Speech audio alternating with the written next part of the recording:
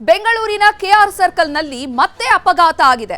Auto ಚಾಲಕನಿಗೆ BMTC electric bus ಡಿಕ್ಕಿಯಾಗಿದೆ. Auto ಚಾಲಕನ ಸ್ಥಿತಿ ಗಂಭೀರವಾಗಿದೆ. ಆಸ್ಪತ್ರೆಗೆ ದಾಖಲಿಸಿ ಚಿಕಿತ್ಸೆ ನೀಡಲಾಗ್ತಾ ಇದೆ. ಬೆಂಗಳೂರಿನಲ್ಲಿ ಈ ಎಲೆಕ್ಟ್ರಿಕ್ ಬಸ್ಗಳ ಒಂದು ಅಪಘಾತ ಪ್ರಕರಣ ದಿನದಿಂದ ದಿನಕ್ಕೆ ಏರಿಕೆ ಆಗ್ತಾನೇ ಇದೆ. ಬೆಂಗಳೂರಿನಲ್ಲಿ ಇವತ್ತು ಕೆಆರ್ ಸರ್ಕಲ್ನಲ್ಲಿ ಮತ್ತೆ ಅಪಘಾತ ಆಗಿದೆ. ಆಟೋ ಚಾಲಕನಿಗೆ ಬಿಎಂಟಿಸಿ ಎಲೆಕ್ಟ್ರಿಕ್ ಬಸ್ ಡಿಕ್ಕಿಯಾಗಿ ಆಟೋ ಚಾಲಕನ ಸ್ಥಿತಿ ಗಂಭೀರವಾಗಿ ಆಸ್ಪತ್ರೆಯಲ್ಲಿ ದಾಖಲಾಗಿದ್ದಾರೆ. ಬಸ್ ಗುದ್ದಿದಂತಹ ರಭಸಕ್ಕೆ ಆಟೋ ಚಾಲಕನ ಸ್ಥಿತಿ ಗಂಭೀರವಾಗಿದೆ. ರಸ್ತೆ ಪಕ್ಕದಲ್ಲೇ ಇದ್ದಂತಹ ಮರ ಹಾಗೂ ವಿದ್ಯುತ್ ಕಂಬಕ್ಕೂ ಕೂಡ ಡಿಕ್ಕಿಯಾಗಿದೆ. ಗುದ್ದಿದ ರಭಸಕ್ಕೆ ವಿದ್ಯುತ್ ಕಂಬವೇ ಧರೆಗುರುಳಿದೆ. ಶಾಂತಿನಗರ ಡಿಪೋಗೆ ಸೇರಿದಂತಹ ಬಿಎಂಟಿಸಿ ಎಲೆಕ್ಟ್ರಿಕ್ ಬಸ್ ಇದು. KA 51 AJ 6648 ನಂಬರಿನ ಬಿಎಂಟಿಸಿ ಬಸ್ ಇದು. ಇವಿ ಬಸ್ ಮೆಜೆಸ್ಟಿಕ್ನಿಂದ ಚಂದಾಪುರಕ್ಕೆ ತೆರಳ್ತಾ ಇದ್ದಂತಹ ಸಂದರ್ಭದಲ್ಲಿ ಮಾರ್ಗ ಮಧ್ಯೆ ಈ ಅಪಘಾತ ಸಂಭವಿಸಿದೆ. ವೇಗವಾಗಿ ಬಂದು ಕೆಆರ್ ಸರ್ಕಲ್ನಲ್ಲಿ ಅಪಘಾತ ಮಾಡಿದೆ. ನೋಡಿ, ಬಸ್ಸು ವಿದ್ಯುತ್ ಕಂಬ ಗುದ್ದಿರುವಂತಹ ದೃಶ್ಯಾವಳಿಯನ್ನ ಗಮನಿಸ್ತಾ ಇದ್ದೀರಾ. ಆ ಬಸ್ನ ಗ್ಲಾಸ್ ಏನಿದೆ, ಫ್ರಂಟ್ ಗ್ಲಾಸ್ ಕೂಡ ಸಂಪೂರ್ಣವಾಗಿ ಹಾಳಾಗೋಗಿದೆ. ಆ ಕಂಬವೂ ಕೂಡ ಧರೆಗುರುಳಿದೆ. ಆಟೋ ಚಾಲಕನ ಸ್ಥಿತಿ ಗಂಭೀರವಾಗಿದ್ದು, ಅಪಘಾತದಲ್ಲಿ ಆಟೋ ಚಾಲಕ ಸಾವನ್ನಪ್ಪಿದ್ದಾರೆ. ಆಸ್ಪತ್ರೆಯಲ್ಲಿ ದಾಖಲಾಗಿ ಚಿಕಿತ್ಸೆಯನ್ನ ನೀಡಲಾಗ್ತಾ ಇತ್ತು ಆಟೋ ಚಾಲಕನಿಗೆ. ಆದರೆ ಚಿಕಿತ್ಸೆ ಫಲಿಸದೆ ಸಾವನ್ನಪ್ಪಿದ್ದಾರೆ ಎನ್ನುವಂತಹ ಮಾಹಿತಿ ಸಿಗ್ತಾ ಇದೆ. ಬೆಂಗಳೂರಿನ ಕೆಆರ್ ಸರ್ಕಲ್ನಲ್ಲಿ ಆಗಿರುವಂತಹ ಅಪಘಾತ ಇದು. ಏಕಾಏಕಿ ಬಿಎಂಟಿಸಿ ಎಲೆಕ್ಟ್ರಿಕ್ ಬಸ್ ಬಂದು ಈ ಆಟೋಗೆ ಡಿಕ್ಕಿ ಹೊಡೆದಿದೆ. ಆಟೋ ಚಾಲಕನ ಸ್ಥಿತಿ ಗಂಭೀರವಾಗಿ ಆಸ್ಪತ್ರೆಗೆ ದಾಖಲಾಗಿದ್ರು. ಚಿಕಿತ್ಸೆ ನೀಡಲಾಗ್ತಾ ಇತ್ತು. ಆದರೆ ಈಗ ಸಾವನ್ನಪ್ಪಿದ್ದಾರೆ ಚಾಲಕ ಅನ್ನುವಂತಹ ಮಾಹಿತಿ ಇದೆ. ರಸ್ತೆ ಪಕ್ಕದಲ್ಲೇ ಇದ್ದಂತಹ ಮರ ಮತ್ತು ವಿದ್ಯುತ್ ಕಂಬಕ್ಕೂ ಕೂಡ ಡಿಕ್ಕಿ ಹೊಡೆದಿದೆ. ಇಷ್ಟರ ಮಟ್ಟಿಗೆ ಬಂದು ಆಟೋಗೂ ಗುದ್ದಿ ಆ ವಿದ್ಯುತ್ ಕಂಬಕ್ಕೂ ಗುದ್ದಿದೆ ಅಂದ್ರೆ ಎಷ್ಟು ವೇಗವಾಗಿ ಬರ್ತಾ ಇತ್ತು ಆ ಎಲೆಕ್ಟ್ರಿಕ್ ಬಸ್ ಅಂತ. ನಾವು ಆನಂದ ಸರ್ಕಲ್ ಬರ್ತಾ ಇದ್ವಿ. ಇಲ್ಲಿ ಬಂದಾಗ ಸಿಗ್ನಲ್ ಇತ್ತಲ್ಲ ಅಂತ ಅಂದ್ಬಿಟ್ಟು ಇಲ್ಲಿ ಗಾಡಿ ಸಿಗ್ನಲ್ ಸ್ಲೋ ಮಾಡ್ಕೊಂಡು ಬಂದ್ವಿ. ನನ್ನ ಹಿಂದೆ ಆಟೋ ಇತ್ತು. ಆಟೋಯಿಂದ ಬಸ್ ಬಂದು ಆಟೋ ಹೊಡೀತು. ನಮ್ಮ ಇರೋಲ್ಲಿ ನೋಡ್ತಾ ಇದ್ದೆ, ಯಾವತ್ತು ರೈಟ್ ಸೈಡ್ ಮಿರರ್ ನೋಡ್ತಾ ಇರ್ತೀನಿ, ರೈಟ್ ಲೆಫ್ಟ್ ಎಲ್ಲ. ಆಟೋದ ಹೊಡೆದ ತಕ್ಷಣ ಆಟೋದ ಕೆಳಗಡೆ ಬಿದ್ದು ಸ್ಪಾಟ್ ಔಟ್ ಆಗ್ಬಿಟ್ಟ. ತಕ್ಷಣ ಬಂದು ಆ ಬಸ್ ಕಂಬಕ್ಕೆ ಹೊಡೆದು ನನಗೆ ಹೊಡೆದ್ಬಿಟ್ಟು ಆ ಕಂಬಕ್ಕೆ ಹೋಗಿ ಹೊಡಿತು. ನಾನೇನು ಮಾಡಿದೆ, ಯಾವಾಗ ಜೋರ ಸೌಂಡ್ ಆಯ್ತಲ್ಲ, ನಮ್ಮ ಮರ ಬಿತ್ತು ಅಂತ ನಾನು ತಿಳ್ಕೊಂಡೆ. ಬಟ್ ಮರ ಬಿದ್ದಿಲ್ಲ ಅಂತ ಗೊತ್ತಾದ ತಕ್ಷಣ ರೈಟ್ ಹೇಳ್ಕೊಂಡ್ಬಿಟ್ಟು ಗಾಡಿ ಮುಂದಕ್ಕೆ ತಗೊಂಡ್ಬಿಟ್ಟೆ ನಾನು. ಮಳೆ ಏನಿರಲಿಲ್ಲ, ಗಾಡಿ ಮುಂದೆ ತಗೊಂಡ್ಬಿಟ್ಟೆ. ಇನ್ನು ನಾನೇನಾದ್ರು ಫುಲ್ ಹಂಗೆ ಸೀದಾ ಬಂದಿತ್ತು ಅಂದ್ರೆ ಆ ಬಸ್ ಪೂರ್ತಿ ಈ ಗಾಡಿ ಮೇಲೆ ಬಂದಿರೋದು. ಬಸ್ ಅಲ್ಲ ಅದೇ ಜಾಗದಲ್ಲಿ ಇತ್ತು. ಫುಟ್ಪಾತ್ ಮೇಲೆ ಹತ್ಬಿಡ್ತು.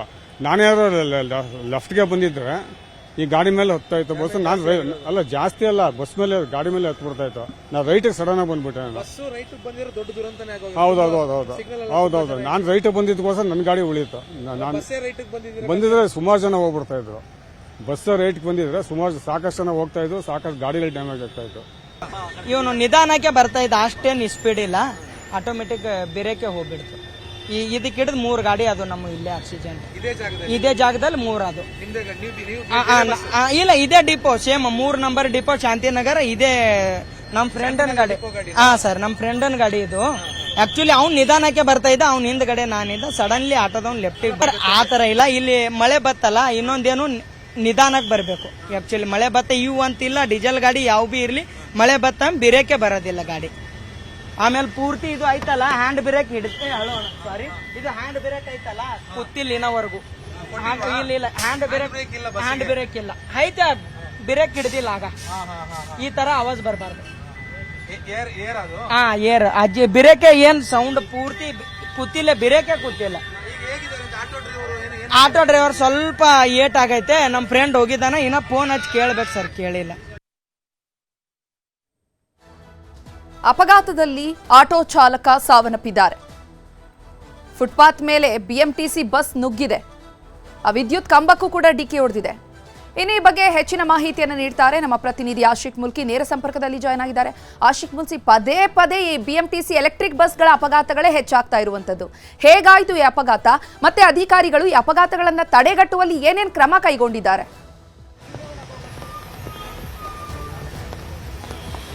ಚೈತ್ರ, ಅಂದ್ರೆ ಇವತ್ತು ನಡೆದಿರುವಂತಹ ಘಟನೆಗೆ ಅತಿಯಾದ ವೇಗನೇ ಕಾರಣ ಅಂತ ಪ್ರತ್ಯಕ್ಷದರ್ಶಿಗಳು ಮಾಹಿತಿಯನ್ನ ಕೊಡ್ತಾ ಇದ್ದಾರೆ. ದೃಶ್ಯದಲ್ಲಿ ನಾವು ನೋಡ್ತಾ ಹೋಗ್ಬೋದು. ಜುಲೈ 4ನೇ ತಾರೀಕು ಎಲ್ಲಿ 2 BMTCಗಳು ಏನು ಮುಖಾಮುಖಿಯಾಗಿ ಡಿಕ್ಕಿ ಮಾಡಿಕೊಂಡು ಅದೇ ಜಾಗದಲ್ಲಿ ಮತ್ತೊಮ್ಮೆ ಇದೀಗ ಅಪಘಾತ ನಡೆದಿರುವಂತದ್ದು. ಶಾಂತಿನಗರ ಡಿಪೋಕ್ ಸೇರಿರುವಂತಹ ಮೆಜೆಸ್ಟಿಕ್ ನಿಂದ ಚಂದಾಪುರ ಕಡೆ ಹೋಗ್ತಾ ಇದ್ದಂತಹ BMTC ಇಲೆಕ್ಟ್ರಿಕ್ ಬಸ್ ಇದು. ಈ ಬಸ್ KR ಸರ್ಕಲ್ ನಲ್ಲಿ ಏನು ಸಿಗ್ನಲ್ ಬಿದ್ದಿತ್ತು. ಸಿಗ್ನಲ್ ಬಿದ್ದಿರುವಂತಹ ಸಂದರ್ಭದಲ್ಲಿ ಮುಂದೆ ನಿಂತಿದ್ದಂತಹ ಆಟೋಗೆ ಬಂದು ಏಕಾಏಕಿಯಾಗಿ ಬಂದಿರುವಂತಹ ವೇಗವಾಗಿ ಬಂದು ಅದೇ ವೇಗದಲ್ಲಿ ಬಂದು ಡಿಕ್ಕಿ ಹೊಡೆದಿರುವಂತದ್ದು. ಪರಿಣಾಮ ಇದೀಗ ಆಟೋ ಚಾಲಕ ಸಾವನ್ನಪ್ಪಿದ್ದಾನೆ ಅನ್ನುವಂತ ಮಾಹಿತಿಯನ್ನ ಪ್ರತ್ಯಕ್ಷದರ್ಶಿಗಳು ಕೊಡ್ತಾ ಇರುವಂತದ್ದು. ಆಟೋನ ಡೋರ್ ಏನಿದೆ ಆ ಡೋರ್ ಕೂಡ ಇಲ್ಲಿ ಬಿದ್ದಿರುವಂತದ್ದು ನಾವು ನೋಡೋದಕ್ಕೆ ಸಾಧ್ಯ ಆಗುತ್ತೆ. ಮತ್ತೆ ಬಂದು ಡಿಕ್ಕಿ ಹೊಡೆದಿರುವಂತಹ ರಭಸಕ್ಕೆ ಇಲ್ಲೊಂದು ಲೈಟ್ ಪೋಲ್ ಇತ್ತು, 2 ಲೈಟ್ ಪೋಲ್ ಇತ್ತು. ಒಂದು ಸಂಪೂರ್ಣವಾಗಿ ನೆಲಕಚ್ಚಿದೆ, ಒಂದು ಬೆಂಡಾಗಿ ನಿಂತಿರುವಂತದ್ದು. ಮತ್ತೆ ಒಂದು ಮರ ಇತ್ತು, ಮರದ ರೆಂಬೆ ಕೊಂಬುಗಳೆಲ್ಲವೂ ಕೂಡ ಉದುರಿ ಬಿದ್ದಿರುವಂತದ್ದು. ಮತ್ತೆ ಇಲ್ಲಿ ಒಂದು ಬುಡ ಸಮೇತವಾಗಿ ಮತ್ತೊಂದು ಸಣ್ಣ ಮರವು ಕೂಡ ಇಲ್ಲಿ ಬಿದ್ದಿರುವಂತದ್ದು. ಒಂದು ವೇಳೆ ಈ ಬಸ್ ಏನಾದ್ರೂ ಈ ಫುಟ್ಪಾತ್ಗೆ ಬರದೆ ರೈಟ್ ಸೈಡ್ಗೆ ಏನಾದ್ರೂ ಇದ್ರ ಬಸ್ ಚಾಲಕ ಬಸ್ ಅನ್ನ ಡ್ರೈವ್ ಮಾಡಿದ್ರೆ ಈ ಒಂದು ದುರಂತ ಬಹುದೊಡ್ಡ ರೀತಿಯಲ್ಲಿ ಆಗ್ತಾ ಇತ್ತು ಅನ್ನುವಂಥದ್ದು ಇಲ್ಲಿ ನಾಗರಾಜ್ ಅನ್ನುವಂತ ಒಬ್ರು ಪ್ರತ್ಯಕ್ಷದರ್ಶಿಗಳು ಹೇಳ್ತಾ ಇದ್ರು. ಈ ಆಟೋಗೆ ಬಸ್ ಏನ್ ಡಿಕ್ಕಿ ಹೊಡೆದಿತ್ತು. ಈ ಆಟೋ ಮುಂಭಾಗದಲ್ಲಿ ನಾಗರಾಜ್ ಕಾರ್ ಚಲಾಯಿಸ್ಕೊಂಡ್ ಬರ್ತಾ ಇದ್ರು. ಅವರ ಕಾರ್ಗೂ ಕೂಡ ಈ ಇಲೆಕ್ಟ್ರಿಕ್ ಬಸ್ ಡಿಕ್ಕಿ ಹೊಡೆದಿದೆ. ಅವರು ರೈಟ್ ಗೆಳ್ಕೊಂಡ್ರು, ಈ ಬಸ್ ಲೆಫ್ಟ್ ಗೆಳ್ಕೊಂಡಿದ್ದಾರೆ. ಒಂದೊಮ್ಮೆ ಈ ಬಸ್ ಅನ್ನೇನಾದ್ರೂ ರೈಟ್ ಗೆಳ್ಕೊಂಡಿದ್ದೆ ಆದ್ರೆ ಈ ಒಂದು ದುರಂತ ಬಹು ದೊಡ್ಡ ಪ್ರಮಾಣದಲ್ಲಿ ಆಗ್ತಾ ಇತ್ತು ಅನ್ನುವಂತ ಮಾತನ್ನ ನಾಗರಾಜ್ ಅವರು ಹೇಳ್ತಾ ಇರುವಂತದ್ದು. ಪದೇ ಪದೇ ಬೆಂಗಳೂರಿನಲ್ಲಿ ಇಲೆಕ್ಟ್ರಿಕ್ ಬಸ್ಗಳು, BMTC ಇಲೆಕ್ಟ್ರಿಕ್ ಬಸ್ಗಳು ಅಪಘಾತಕ್ಕೊಳಗಾಗ್ತಾ ಇರುವಂತದ್ದು ಬಹಳ ಸರ್ವೇ ಸಾಮಾನ್ಯ ಅನ್ನುವಂಥದ್ದು. ಮತ್ತೆ ಇಲ್ಲಿರುವಂತ ಬೇರೆ ಬಸ್ನ ಓರ್ವ ಇದೇ BMTC ಬಸ್ನ ಚಾಲಕರು ಹೇಳ್ತಾ ಇದ್ರು, ಈ ಬಸ್ಸಿಗೆ ಹ್ಯಾಂಡ್ ಬ್ರೇಕ್ ಅನ್ನ ಇದುವರೆಗೂ ಕೂಡ ಕೊಟ್ಟಿಲ್ಲ, ಹೀಗಾಗಿ ಈ ಅಪಘಾತ ನಡೆದಿದೆ ಅನ್ನುವಂಥದ್ದು. ಅಂದ್ರೆ ಇಲೆಕ್ಟ್ರಿಕ್ ಬಸ್ಗಳಲ್ಲಿ ಟೆಕ್ನಿಕಲ್ ಆಗಿರುವಂತಹ ಸಮಸ್ಯೆ ಬಹಳಷ್ಟು ವರ್ಷಗಳಿಂದ ಕಾಣ್ತಾನೆ ಇದೆ. ಅದನ್ನ ಇನ್ನೂ ಕೂಡ BMTC ಅಧಿಕಾರಿಗಳು ಅಥವಾ ನಿಗಮ ಅದನ್ನ ಏನು ಸಾರ್ಟ್ ಔಟ್ ಮಾಡೋದಕ್ಕೆ ಇನ್ನೂ ಕೂಡ ಸಾಧ್ಯ ಆಗಿಲ್ಲ ಅನ್ನುವಂಥದ್ದು. ಪದೇ ಪದೇ ಬೆಂಗಳೂರಿನಲ್ಲಿ ಇದೇ ರೀತಿಯಾಗಿರುವಂತಹ ಘಟನೆಗಳು ಮರುಕಳಿಸ್ತಾನೆ ಇದೆ. ಇವತ್ತು ಏನು ಆಟೋ ಚಾಲಕ ಸಾವನ್ನಪ್ಪಿದ್ದಾನೆ, ಮಾರ್ಥಾಸ್ ಆಸ್ಪತ್ರೆಯಲ್ಲಿ ಚಿಕಿತ್ಸೆ ಕೊಟ್ಟಿದ್ರು ಕೂಡ ಆತ ಚಿಕಿತ್ಸೆ ಫಲಕಾರಿಯಾಗದೆ ಸಾವನ್ನಪ್ಪಿದ್ದಾನೆ ಅನ್ನುವಂತ ಮಾಹಿತಿ ಬರ್ತಾ ಇರುವಂತದ್ದು. ವಿನಾಕಾರಣವಾಗಿ ಇದೀಗ ಓರ್ವ ಕೂಲಿ ಕಾರ್ಮಿಕ, ದುಡಿಯುವ ವರ್ಗ, ಬಡವ ಆಟೋ ಚಾಲಕ ಇದೀಗ ಈ ಅಪಘಾತದಲ್ಲಿ ಪ್ರಾಣ ಚೆಲ್ಲಬೇಕಾಗಿರುವಂತಹ ಪರಿಸ್ಥಿತಿ ನಿರ್ಮಾಣ ಆಗಿರುವಂತದ್ದು. ಚೈತ್ರ, ಆಶಿಕ್ ಮುಲ್ಕಿ, ಅದು ಹ್ಯಾಂಡ್ ಬ್ರೇಕ್ ಕೊಟ್ಟಿಲ್ಲ, ಅದ್ರ ನಿರ್ವಹಣೆ ಸರಿಯಾಗಿ ಆಗ್ತಾ ಇಲ್ಲ ಅಂತ ಅಂದ್ಮೇಲೆ ಇಷ್ಟು ಜನಸಂಖ್ಯೆ ಇರೋ, ಇಷ್ಟು ಅತಿ ಹೆಚ್ಚು ವಾಹನಗಳು ಓಡಾಡುವಂತಹ ಸಿಟಿಯಲ್ಲಿ ಅದು ಹೇಗೆ ನಿರ್ವಹಣೆಯನ್ನ ಮಾಡ್ತಿದ್ದಾರೆ, ಬಸ್ ಅನ್ನು ಹೇಗೆ ಬಳಸ್ತಿದ್ದಾರೆ?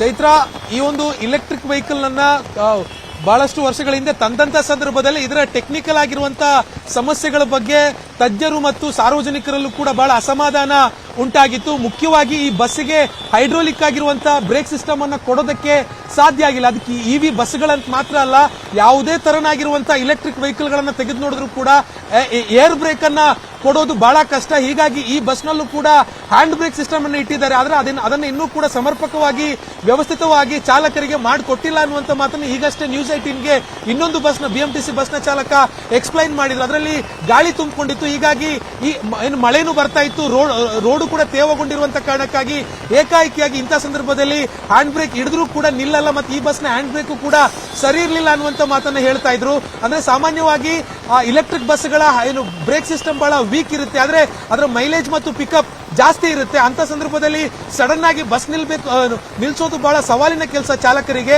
ಇವತ್ತು ಕೂಡ ಅದೇ ರೀತಿ ಆಗಿರಬಹುದು ಅನ್ನುವಂತ ಮಾತನ್ನ ಹೇಳ್ತಾ ಇದ್ದಾರೆ ಪ್ರತ್ಯಕ್ಷದರ್ಶಿಗಳು. ಇಲ್ಲಿ ಈ ಒಂದು ಸಿಗ್ನಲ್ ನಲ್ಲಿ ನಿಂತಹ ಬೇರೆ ವೆಹಿಕಲ್ ನವರು, ಮತ್ತೆ ಈ ಮಳೆ ಬರ್ತಿದೆ ಅಂತ ಈ ಒಂದು ಆಲದ ಮರದ ಕೆಳಗಡೆ ನಿಂತಿದ್ದಂತಹ ವಾಹನ ಸವಾರ ಎಲ್ಲರೂ ಕೂಡ ಅದೇ ಆತಂಕವನ್ನ ವ್ಯಕ್ತಪಡಿಸ್ತಾ ಇದ್ರು. ಒಂದೊಮ್ಮೆ ಇಲ್ಲಿ ನಾವು ಏನ್ ನೋಡ್ತಾ ಇದ್ದೀವಿ, ಈ ಮರ ಅಥವಾ ಈ ಲೈಟ್ ಪೋಲ್ಗಳು ಇಲ್ಲದೆ ಇದ್ದಿದ್ರೆ ನೇರವಾಗಿ ಅಲ್ಲಿ ನಿಂತಿದ್ದಂತಹ ಜನರ ಕಡೆಗೆ ಈ ಒಂದು ಬಸ್ ನುಗ್ಗಿ ಬರ್ತಾ ಇತ್ತು ಅನ್ನುವಂತ ಒಂದು ಆತಂಕವನ್ನ ಇಲ್ಲಿರುವಂತಹ ಪಾದಚಾರಿಗಳು ಮತ್ತೆ ಮಳೆ ಬರ್ತಾ ಇರುವಂತ ಕಾರಣಕ್ಕಾಗಿ ಮಳೆಯಿಂದ ಆಶ್ರಯ ಪಡೆಯೋದಕ್ಕೆ ನಿಂತಿದ್ದಂತಹ ವಾಹನ ಸವಾರರು ಕೊಡ್ತಾ ಇರುವಂತಹ ಮಾಹಿತಿ. ಇದಕ್ಕೊಂದು ಕಡಿವಾಣ ಹಾಕ್ಲೇಬೇಕಾಗುತ್ತೆ. BMTC ನಿಗಮ ಯಾವ ರೀತಿಯಾಗಿ ಇದನ್ನ ಸಾರ್ಟ್ ಔಟ್ ಮಾಡುತ್ತೆ ಅನ್ನುವಂಥದ್ದನ್ನ ಕಾದು ನೋಡಬೇಕಾಗುತ್ತೆ. ಚೈತ್ರ, ಆಶಿಕ್ ಮುಲ್ಕಿ, ಇನ್ನು ಆಟೋ ಚಾಲಕನ ಬಗ್ಗೆ ಏನೆಲ್ಲ ಮಾಹಿತಿ ಲಭ್ಯ ಆಗ್ತಾ ಇದೆ? ಆತನ ಕುಟುಂಬಸ್ಥರ ಸಂಪರ್ಕಕ್ಕೆ ಸಿಕ್ಕಿದ್ದಾರಾ? BMTC ಅವರು ಯಾರಾದ್ರೂ ಅವರನ್ನ ಸಂಪರ್ಕಿಸುವಂತಹ ಪ್ರಯತ್ನ ಮಾಡಿದ್ದಾರಾ?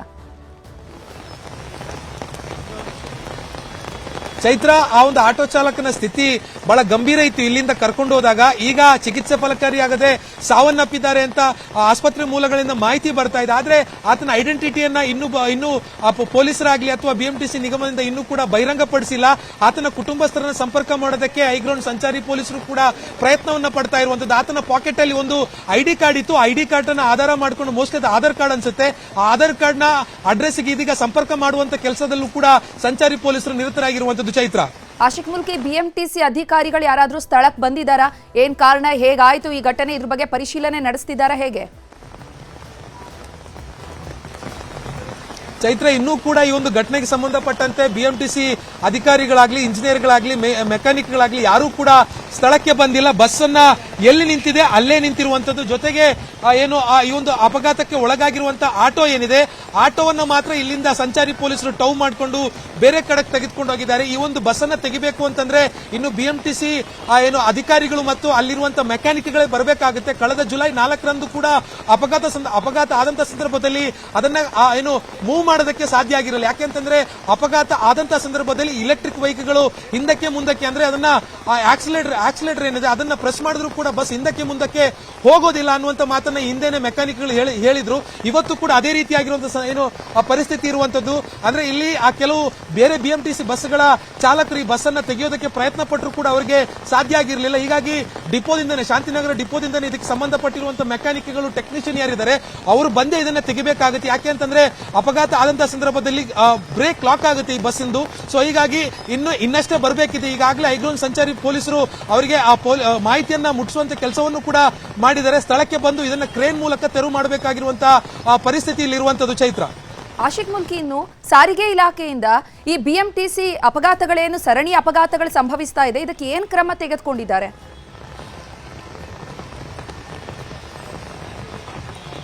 ಚೈತ್ರ, ಕಳೆದ ಒಂದು 2023ರಿಂದ ನಿರಂತರವಾಗಿ ನಡೆದಿರುವಂತಹ ಈ ಒಂದು ಇಲೆಕ್ಟ್ರಿಕ್ ಇವಿ ಬಸ್ಗಳು, ಅದು ಬಿಎಂಟಿಸಿ ಡೀಸೆಲ್ ವೆಹಿಕಲ್ ಇರಬಹುದು ಅಥವಾ ಇಲೆಕ್ಟ್ರಿಕ್ ವೆಹಿಕಲ್ ಇರಬಹುದು, ಈ ಒಂದು ಸರಣಿಯನ್ನ ನೋಡಿದ್ರೆ ಸುಮಾರು 70-75ಕ್ಕೂ ಹೆಚ್ಚಿನ ಜನರು ಬೆಂಗಳೂರಿನಲ್ಲಿ ಬೀದಿಗಳಲ್ಲಿ ಪ್ರಾಣ ಬಿಟ್ಟಿರುವಂತದ್ದು. ತಮ್ಮ ಯಾವುದೇ ರೀತಿಯಾಗಿರುವಂತ ತಪ್ಪು ಇಲ್ಲದಿದ್ರೂ ಕೂಡ ಈ ಬಸ್ಗಳಿಂದ ಅಪಘಾತಕ್ಕೊಳಗಾಗಿ ಬಿಎಂಟಿಸಿ ಚಕ್ರಕ್ಕೆ ಸಿಲುಕಿ ಅಥವಾ ಈ ರೀತಿಯಾಗಿ ಡಿಕ್ಕಿ ಹೊಡೆದು ಪ್ರಾಣವನ್ನ ಕೈ ಚೆಲ್ಲಿರುವಂತದ್ದು. ಇದಕ್ಕೆ ಕಡಿವಾಣ ಹಾಕಬೇಕು ಅನ್ನುವಂತ ಮಾತು ನಿರಂತರವಾಗಿ ಕೇಳಿ ಬರ್ತಾ ಇದೆ. ಆದರೆ ಇದುವರೆಗೂ ಕೂಡ ಕನ್ಸ್ಟ್ರಕ್ಟಿವ್ ಆಗಿ ಇದನ್ನ ಕಡಿವಾಣ ಹಾಕೋದಕ್ಕೆ ಸಾರಿಗೆ ಇಲಾಖೆಗೆ ಸಾಧ್ಯ ಆಗಿಲ್ಲ. ಈ ಹಿಂದೆ ಸಾರಿಗೆ ಸಚಿವರಾಗಿದ್ದಂತಹ ರಾಮಲಿಂಗಾರೆಡ್ಡಿ ಅವರು ಕೂಡ ಇದ್ರ ಬಗ್ಗೆ ಗಂಭೀರವಾಗಿರುವಂತಹ ಚಿಂತನೆಯನ್ನ ಮಾಡಿದ್ರು. ಆದ್ರೆ ಇದನ್ನ ಅವ್ರಿಗೂ ಕೂಡ ಮಟ್ಟ ಹಾಕೋದಕ್ಕಾಗಿಲ್ಲ. ಈಗ ಹೊಸ ಸಚಿವರು ಬಂದಿದ್ದಾರೆ, ಬೈರತಿ ಸುರೇಶ್ ಅವರು ಯಾವ ರೀತಿಯಾಗಿ ಇದನ್ನ ಕಂಟ್ರೋಲ್ ತಗೋತಾರೆ, ಇದಕ್ಕೊಂದು ಪರಿಹಾರ ಅಂತೂ ಕಡಾಖಂಡಿತವಾಗಿ ಒದಗಿಸಲೇಬೇಕಾಗುತ್ತೆ. ವಿನಾಕಾರಣವಾಗಿ ರಸ್ತೆಯಲ್ಲಿ ಮನೆ ಸೇರಬೇಕಾಗಿರೋರು ಅಥವಾ ಬೇರೆ ಬೇರೆ ತಮ್ಮ ಅಗತ್ಯ ಕೆಲಸಗಳಿಗೆ ಹೊರಬಂದಂತಹ ಜನರು ಬೀದಿಯಲ್ಲಿ ಬಿಎಂಟಿಸಿ ಬಸ್ಗಳ ಕಾರಣದಿಂದಾಗಿ ಪ್ರಾಣ ಬಿಡಬೇಕಾಗಿರುವಂತಹ ಒಂದು ಸಂದಿಗ್ಧ ಪರಿಸ್ಥಿತಿಯಲ್ಲಿ ಬೆಂಗಳೂರಿನಲ್ಲಿ ನಿರ್ಮಾಣ ಆಗಿರುವಂತದ್ದು. ಚೈತ್ರ, ಆಶಿಕ್ ಮುಲ್ಕಿ, ಭೈರತಿ ಸುರೇಶ್ ಅವರು ಸಾರಿಗೆ ಇಲಾಖೆ ಸಚಿವರಾದ ಮೇಲೆ ಖುದ್ದಾಗಿ ಅವರೇ ಬಿಎಂಟಿಸಿ ಬಸ್ ಅಲ್ಲಿ ಪ್ರಯಾಣವನ್ನ ಮಾಡ್ತಾ ಇದ್ರು. ನಾವು ಮೊನ್ನೆ ಏನು ಸುದ್ದಿಯನ್ನ ನೋಡಿದ್ವಿ, ಟಿಕೆಟ್ ವಿತರಣೆ ಮಾಡೋದ್ರಲ್ಲಾಗ್ಲಿ ಪ್ರಯಾಣಿಕರಿಗೆ ಅನುಕೂಲ ಆಗಿದ್ಯಾ, ಎಲ್ಲ ಸೌಕರ್ಯ ಲಭ್ಯ ಆಗ್ತಾ ಇದೆಯಾ ಅನ್ನೋದನ್ನ ಪರಿಶೀಲನೆ ಮಾಡ್ತಿದ್ರು.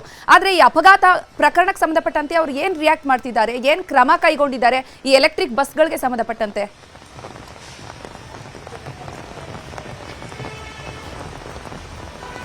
ಚೈತ್ರ, ಜುಲೈ 4ರಂದು ನಡೆದಂತಹ ಘಟನೆ ಬಗ್ಗೆ ಅವರು ಇದು ಇನ್ ಮುಂದಕ್ಕೆ ಹೀಗಾಗಲ್ಲ ಅನ್ನುವಂತ ಒಂದು ಮಾತನ್ನ ಅವರು ಮಾಧ್ಯಮಗಳಿಗೆ ಹೇಳಿಕೆಯನ್ನ ಕೊಟ್ಟಿದ್ರು. ಆದ್ರೆ ಆ ಘಟನೆ ನಡೆದು ಕೆಲವೇ ದಿನಗಳ ಅಂತರದಲ್ಲಿ ಮತ್ತೆ ಈ ಒಂದು ಘಟನೆ ನಡೆದಿರುವಂತದ್ದು.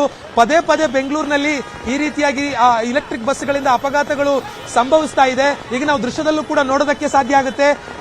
ಶಾಂತಿನಗರ ಡಿಪೋದಿಂದ ಈ ಒಂದು ಬಸ್ನ ಮೆಕ್ಯಾನಿಕ್ಗಳು ಕೂಡ ಬಂದಿರುವಂತದ್ದು. ಈ ಬಸ್ ಅನ್ನ ಇಲ್ಲಿಂದ ಟೌ ಮಾಡೋದಕ್ಕೆ ಯಾವ ರೀತಿಯಾಗಿರುವಂತಹ ಪ್ರೊಸೀಜರ್ ಮಾಡಬೇಕು ಅದೆಲ್ಲವನ್ನು ಕೂಡ ಸಂಚಾರಿ ಪೊಲೀಸರ ಸಹಯೋಗದಲ್ಲಿ ಇಲ್ಲಿ ಮಾಡ್ತಾ ಇರುವಂತದ್ದು. ಈ ಒಂದು ಬಸ್ ಸಂಪೂರ್ಣವಾಗಿ ಈ ಒಂದು ಪೋಲ್ಗೆ ಬಂದು ಡಿಕ್ಕಿ ಆಗಿರುವಂತಹ ಕಾರಣಕ್ಕಾಗಿ ಲಾಕ್ ಆಗಿದೆ, ಇದರ ಬ್ರೇಕ್ ಕೂಡ ಲಾಕ್ ಆಗಿದೆ. ಸೊ ಹೀಗಾಗಿ ಇಲ್ಲಿಂದ ಯಾವ ರೀತಿಯಾಗಿ ತೆಗೆಬೇಕು ಅನ್ನುವಂತಹ ಕೆಲಸ ಕಾರ್ಯಗಳಲ್ಲೂ ಕೂಡ ಇದೀಗ ಆ ಸ್ಟೇರಿಂಗ್ ಕೂಡ ಲಾಕ್ ಆಗಿರುವಂತದ್ದು ದೃಶ್ಯಗಳಲ್ಲಿ ನಮಗೆ ನೋಡೋದಕ್ಕೆ ಸಾಧ್ಯ ಆಗುತ್ತೆ. ಮೆಕ್ಯಾನಿಕ್ ಬಂದಿದ್ದಾರೆ, ಇದೀಗ ಇಲ್ಲಿಂದ ತೆಗೆಯುವಂತ ಕೆಲಸಕ್ಕೆ ಮುಂದಾಗ್ತಾ ಇರುವಂತದ್ದು. ಮತ್ತೆ ಮುಖ್ಯವಾಗಿ ಈ ಒಂದು ಸರಣಿ ಅಪಘಾತಗಳನ್ನ ತಡೆಯೋದಕ್ಕೆ ನಾನಾ ರೀತಿಯಾಗಿರುವಂತಹ ಕ್ರಮಗಳನ್ನ ಈಗಾಗಲೇ ತೆಗೆದುಕೊಂಡಿದ್ದೀವಿ ಅಂತ ಹೇಳ್ತಾ ಇದ್ದಾರೆ. ಆದ್ರೆ ವಾಸ್ತವದಲ್ಲಿ ಗ್ರೌಂಡ್ ರಿಯಾಲಿಟಿ ಆಗಿದೆ ಅಂತಂದ್ರೆ ವಾಸ್ತವ ರೂಪಕ್ಕೆ ತರೋದಕ್ಕೆ ಸಾರಿಗೆ ನಿಗಮಕ್ಕೆ ಸಾಧ್ಯ ಆಗಿಲ್ಲ ಅನ್ನುವಂಥದ್ದು ವಾಸ್ತವ. ಈಗಷ್ಟೇ ಬಿಎಂಟಿಸಿ ಡಿಪೋದಿಂದ ಕ್ರೇನ್ ಕೂಡ ಬಂದಿದೆ. ಚೈತ್ರ, ಕ್ರೇನ್ ಮೂಲಕವಾಗಿ ಈ ಬಸ್ ಅನ್ನು ಇಲ್ಲಿಂದ ಟೌ ಮಾಡೋದಕ್ಕೆ ಸಂಚಾರಿ ಪೊಲೀಸರು ಕೂಡ ಮುಂದಾಗ್ತಾ ಇರುವಂತದ್ದು. ಚೈತ್ರ, ಆಶಿಕ್ ಮುಲ್ಕಿ, ಇನ್ನು ಈ ಇವಿ ಬಸ್ಗಳ ಚಾಲಕರ ಒಂದು ಆಯ್ಕೆ ಇದೆಯಲ್ಲ, ಅದರಲ್ಲಾಗ್ಲಿ ಅವರಿಗೆ ತರಬೇತಿಯನ್ನ ಕೊಡೋದಾಗ್ಲಿ, ಬರೀ 15 ದಿನ ತರಬೇತಿಯನ್ನ ಕೊಟ್ಟು ಬಸ್ ಓಡಿಸಿಕ್ ಬಿಡ್ತಾರೆ.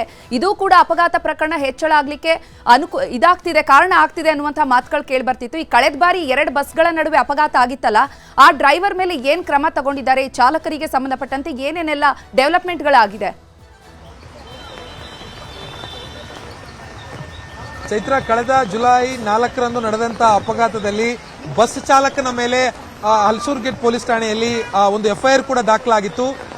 ಈ ಒಂದು ಘಟನೆಯಲ್ಲಿ ಆವತ್ತು ಆ ಬಸ್ನ ಹಿಂಭಾಗದಲ್ಲಿ ಇದ್ದಂತ ಓರ್ವ ಯುವತಿ, ಡ್ರೈವರ್ ಸೀಟ್ ನ ಹಿಂಭಾಗದಲ್ಲಿ ಇದ್ದಂತ ಯುವತಿಯ ಕಾಲೇನು ತಗಲಾಕೊಂಡಿತ್ತು. ಆ ಯುವತಿ ಕೊಟ್ಟಿನ ದೂರಿನನ್ವಯ ಕ್ರಮವನ್ನು FIR ಅನ್ನ ಮಾಡಿದ್ರು. ಅದಾದ್ಮೇಲೆ ಯಾವುದೇ ರೀತಿಯಾಗಿರುವಂತಹ ಪ್ರಗತಿ ಆ ಒಂದು ಪ್ರಕರಣದಲ್ಲಿ ನಾವು ನೋಡಿಲ್ಲ. ಇದೀಗ ಮತ್ತೊಂದು ಘಟನೆ ನಡೆದಿದೆ. ಅದನ್ನ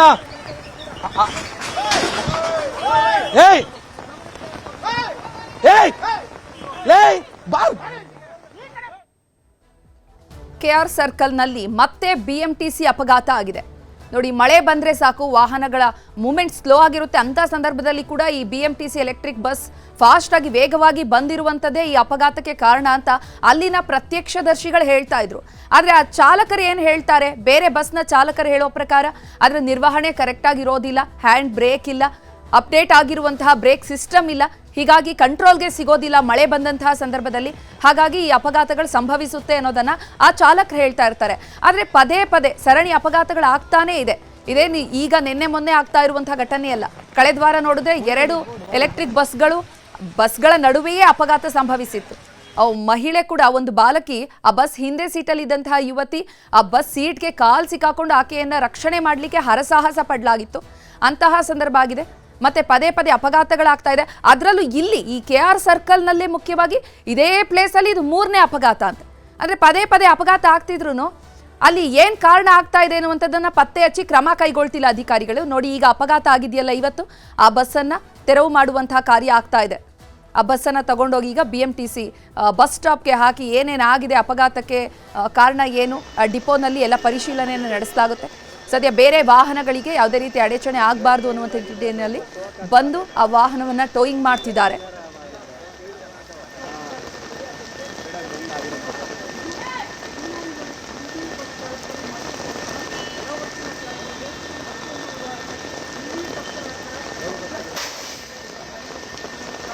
ಮಳೆ ಬರ್ತಾ ಇದೆ ಅಂದ್ರಂತೂ ಬೆಂಗಳೂರಲ್ಲಿ ಮಳೆ ಹೆಚ್ಚಾಯಿತು ಅಂದರೆ ಟ್ರಾಫಿಕ್ಗಳು ಕೂಡ ಹೆಚ್ಚಾಗುತ್ತೆ. ಸ್ಲೋ ಮೂವ್ಮೆಂಟ್ ಇರುತ್ತೆ. ಎಲ್ಲಿ ಸ್ಕಿಡ್ ಆಗುತ್ತೋ, ಎಲ್ಲಿ ರಸ್ತೆಗಳಲ್ಲಿ ಗುಂಡಿಗಳು ಬೇರೆ ಇರುತ್ತೆ, ಆ ಗುಂಡಿ ಯಾವುದು ರಸ್ತೆ ಯಾವುದು ಅನ್ನುವಂಥದ್ದೇ ಗೊತ್ತಾಗಲ್ಲ. ಹಾಗಾಗಿ ಮೂವ್ಮೆಂಟ್ ಕೂಡ ವಾಹನಗಳದ್ದು ಕಡಿಮೆ ಇರುತ್ತೆ, ಸ್ಲೋ ಇರುತ್ತೆ. ಹೀಗಾಗಿ ಹೆಚ್ಚು ಟ್ರಾಫಿಕ್ ಕೂಡ ಇರುತ್ತೆ. ಇಂತಹ ಟ್ರಾಫಿಕ್ ಸಂದರ್ಭದಲ್ಲಿ ಈ ಬಸ್ಗಳು ಈ ರೀತಿ ನಿರ್ವಹಣೆ ಸರಿ ಇಲ್ಲ, ಈ ಚಾಲಕರಿಗೆ ಟ್ರೈನಿಂಗ್ ಕರೆಕ್ಟಾಗಿ ಆಗಿಲ್ಲ, ಆ ಅಧಿಕಾರಿಗಳು ಕ್ರಮ ಕೈಗೊಳ್ತಾ ಇಲ್ಲ, ಏನೇನೋ ನೆಪ ಹೇಳ್ಕೊಂಡು ಸಾರಿಗೆ ಇಲಾಖೆ ಇದನ್ನು ಮುಂದುವರಿಸ್ತಾ ಇದ್ರೆ, ಏನಾದರೂ ದೊಡ್ಡ ಮಟ್ಟದಲ್ಲಿ ಅಪಘಾತ ಆದರೆ ಯಾರು ಹೊಣೆ? ಆ ಜೀವಗಳಿಗೆ ಹಂಗಾದ್ರೆ ಬೆಲೆ ಇಲ್ವಾ? ಹಂಗಾರೆ ಬೆಂಗಳೂರಿನಲ್ಲಿ ರಸ್ತೆಗೆ ಹೋಗುವಂಥವ್ರು ಜೀವ ಕೈಯಲ್ಲಿ ಹಿಡ್ಕೊಂಡೇ ಹೋಗುವಂತಹ ಪರಿಸ್ಥಿತಿ ನಿರ್ಮಾಣ ಆಗೋಗಿದೆ. ನೋಡಿ, ಕ್ರೇನ್ ಬಂತು, ಆ ವಾಹನವನ್ನು ಡಿಪೋಗೆ ಈಗ ತಗೊಂಡು ಹೋಗ್ತಿದ್ದಾರೆ. ಆದರೆ ಆಟೋ ಚಾಲಕ ಈಗೇನು ಮೃತಪಟ್ಟಿದ್ದಾರೆ, ಅವ್ರಿಗೇನು ಪರಿಹಾರ ಕೊಡ್ತಾರೆ? ಇಡೀ ಕುಟುಂಬದ ಜವಾಬ್ದಾರಿಯನ್ನು ಹೊತ್ಕೊಂಡಿರ್ತಾರೆ ಆ ಆಟೋ ಚಾಲಕ. ಇಡೀ ಮನೆಯನ್ನು, ಸಂಸಾರವನ್ನು ಸಾಕ್ತಾ ಇರ್ತಾರೆ. ಇಂತಹ ಅಧಿಕಾರಿಗಳಿಂದ ಅಥವಾ ಈ ಬಸ್ ನಿರ್ವಹಣೆ ಸರಿ ಇಲ್ಲ ಅಂತ ಹೇಳಿ ನೆಪ ಹೇಳ್ಬಿಟ್ಟು ಅಧಿಕಾರಿಗಳು ಹೀಗೆ ಬಿಟ್ಬಿಟ್ಟು ಹೀಗೆ ಮುಂದುವರಿಸ್ತಾ ಇದ್ರೆ ಇನ್ನು ಎಷ್ಟು ಜೀವಗಳು ಬಲಿಬೇಕು ಈ BMTC ಎಲೆಕ್ಟ್ರಿಕ್ ಬಸ್ಗಳಿಗೆ ಅಂತ ಏನಾದರೂ ಕ್ರಮ ತೆಗೆದುಕೊಂಡಿದ್ದಾರೆ ಅಧಿಕಾರಿಗಳು? ಅದೂ ಇಲ್ಲ. ಇದೇ ರೀತಿ ಪದೇ ಪದೇ ಅಪಘಾತಗಳು ಸಂಭವಿಸ್ತಾನೇ ಇದೆ. ಆದರೆ ಯಾವುದೋ ಒಂದು ಕಾರಣವನ್ನ ಹೇಳ್ತಾರೆ, ಯಾವುದೋ ಒಂದು ನೆಪ ಹೇಳ್ತಾರೆ, ಕ್ರಮ ತೆಗೆದುಕೊಳ್ತಿದ್ದೀವಿ ಅಂತ ಹೇಳ್ತಾರೆ, ಮತ್ತು ಅದೇ ಅಪಘಾತಗಳು ಅದೇ ರೀತಿ ಮುಂದುವರಿತಾನೆ ಇರುತ್ತೆ. ಆದರೆ ಈಗ ಆಟೋ ಚಾಲಕನ ಕುಟುಂಬದವರ ನಿರ್ವಹಣೆ ಮಾಡೋದು ಯಾರು? ಆ ಕುಟುಂಬದ ಜವಾಬ್ದಾರಿ ಯಾರು? ಆಟೋ ಚಾಲಕ ಈ ಅಪಘಾತದಲ್ಲಿ ಸಾವನ್ನಪ್ಪಿದ್ದಾರೆ. KR ಸರ್ಕಲ್ನಲ್ಲಿ ಇದು 3ನೇ ಅಪಘಾತ. ಕಳೆದ ಬಾರಿ 2 ಬಸ್ಗಳೇ ತಮ್ಮ ನಡುವೆ ಮುಖಾಮುಖಿ ಡಿಕ್ಕಿಯಾಗಿತ್ತು. ಆಗಲೂ ಕೂಡ ಪ್ರಯಾಣಿಕರಿಗೆ ಗಾಯಗಳಾಗಿತ್ತು. ಈಗ ಜೀವವನ್ನೇ ಬಲಿ ಪಡೆದಿದೆ BMTC ಎಲೆಕ್ಟ್ರಿಕ್ ಬಸ್.